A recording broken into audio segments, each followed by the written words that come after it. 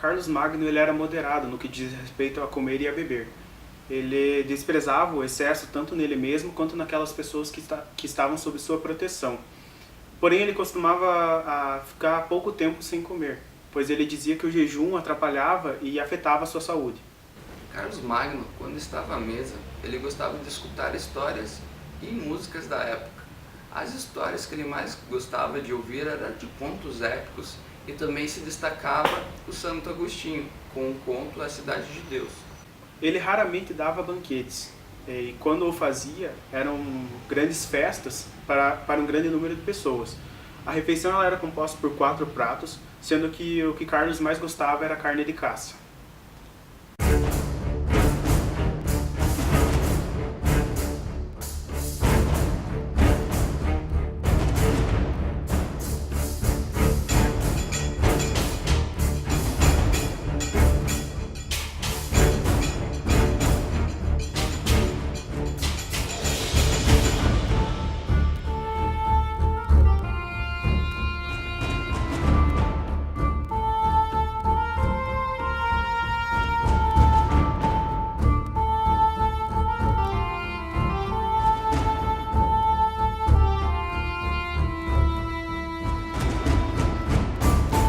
Com a morte do Papa Adriano em 795, Leão III assume o posto.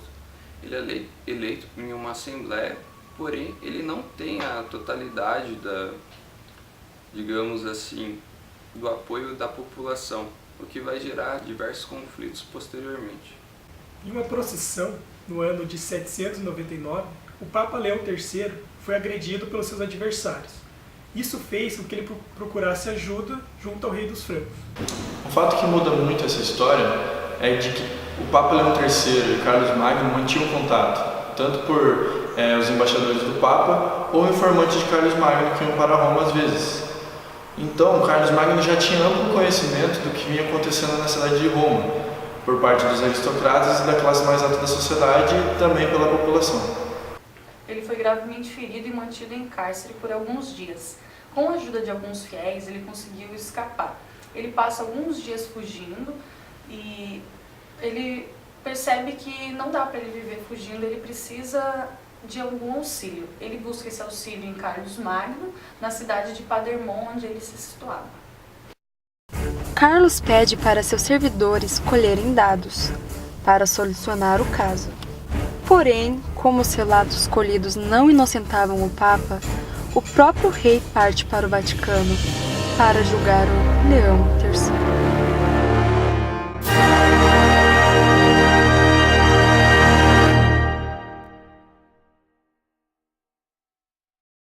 As investigações começam no dia 1º de dezembro do ano 800 e vão até o dia 23. Como os condes e os bispos não queriam julgar o Papa, Carlos Magno obriga o Papa a pedir desculpa na frente de todos, jurando em nome de Deus. O Papa realmente faz isso, ele pede desculpa na frente de todos, jurando que nada fez e que as acusações eram falsas. No dia de Natal, Carlos Magno entra na Basílica de São Pedro e ora. No meio disso, o Papa condecora a imperador romano justo e pacífico.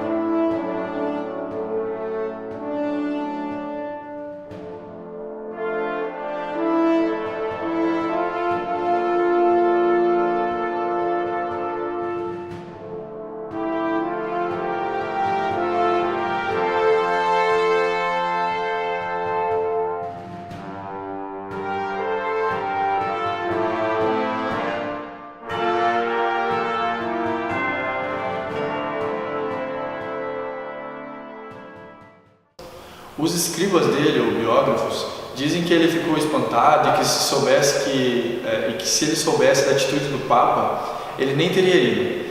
Mas não é o que parece, pois Carlos Magno levou muitas pessoas para a Basílica de São Pedro e também para Roma, que é o caso da sua mulher, de seus filhos, de condes e uma grande parte da alta cúpula da sociedade franca. Carlos Magno e o Papa teriam combinado essa coroação? Esse debate ele gira em torno de que se Carlos Magno teria ajudado o pontífice, era dever do mesmo dar um cargo de grande simbolismo e aumentar assim o poder. Carlos Magno passou a ser então o imperador e o líder do Império Romano. A coroação de Carlos Magno não é difícil de se entender. Você tem Carlos Magno, uma figura bastante imponente na época, considerado o rei dos Lombardos e rei dos Francos. Digamos assim, ele tinha total influência.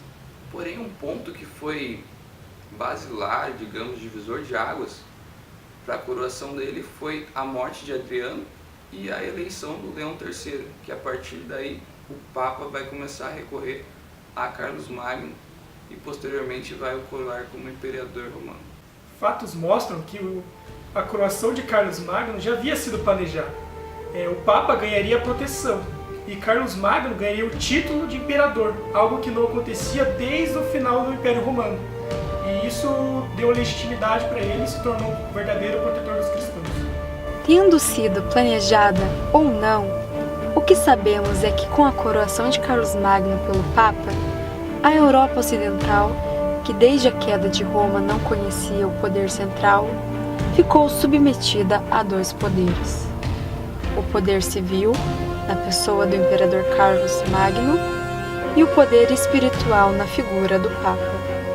Com o crescimento territorial resultante dessa união, Carlos Magno criou um sistema bem eficiente para facilitar a administração das regiões. Um sistema que dividia as regiões em condados, no qual eram administrados pelos condes. Esse sistema deu origem ao que chamamos de sistema feudal.